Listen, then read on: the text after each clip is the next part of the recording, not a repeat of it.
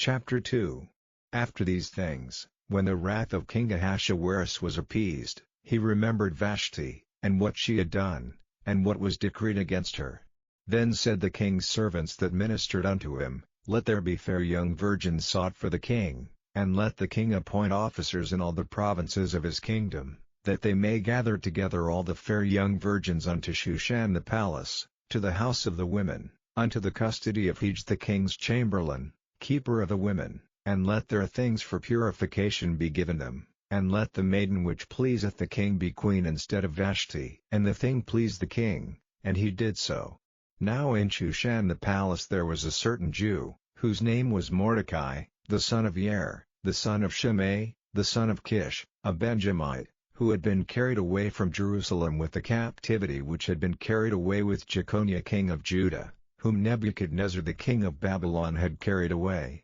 And he brought up Hadassah, that is, Esther, his uncle's daughter, for she had neither father nor mother, and the maid was fair and beautiful, whom Mordecai, when her father and mother were dead, took for his own daughter. So it came to pass, when the king's commandment and his decree was heard, and when many maidens were gathered together unto Shushan the palace, to the custody of Haggai, that Esther was brought also unto the king's house, to the custody of Haggai, keeper of the women. And the maiden pleased him, and she obtained kindness of him, and he speedily gave her her things for purification, with such things as belonged to her, and 7 maidens, which were meet to be given her, out of the king's house, and he preferred her and her maids unto the best place of the house of the women. Esther had not showed her people nor her kindred, for Mordecai had charged her that she should not show it. And Mordecai walked every day before the court of the women's house, to know how Esther did, and what should become of her. Now when every maid's turn was come to go into King Ahasuerus, after that she had been 12 months, according to the manner of the women, for so were the days of their purifications accomplished, to wit, 6 months with oil of myrrh, and 6 months with sweet odors, and with other things for the purifying of the women, then thus came every maiden unto the king. Whatsoever she desired was given her to go with her out of the house of the women unto the king's house. In the evening she went, and on the morrow she returned into the second house of the women, to the custody of Shashgaz, the king's chamberlain, which kept the concubines. She came in unto the king no more, except the king delighted in her, and that she were called by name. Now when the turn of Esther, the daughter of Abihail the uncle of Mordecai, who had taken her for his daughter, was come to go in unto the king, she required nothing but what Haggai the king's chamberlain,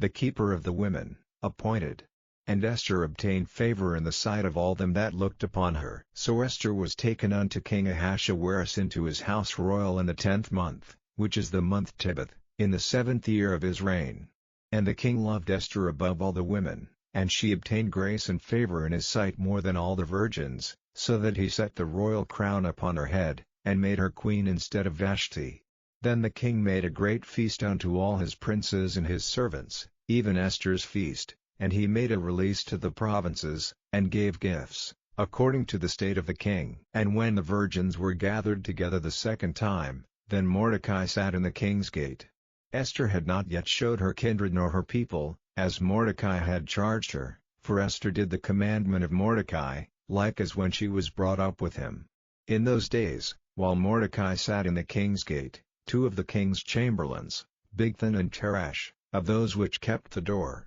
were wroth, and sought to lay hand on the king Ahasuerus. And the thing was known to Mordecai, who told it unto Esther the queen, and Esther certified the king thereof in Mordecai's name. And when inquisition was made of the matter, it was found out, therefore they were both hanged on a tree, and it was written in the book of the Chronicles before the king.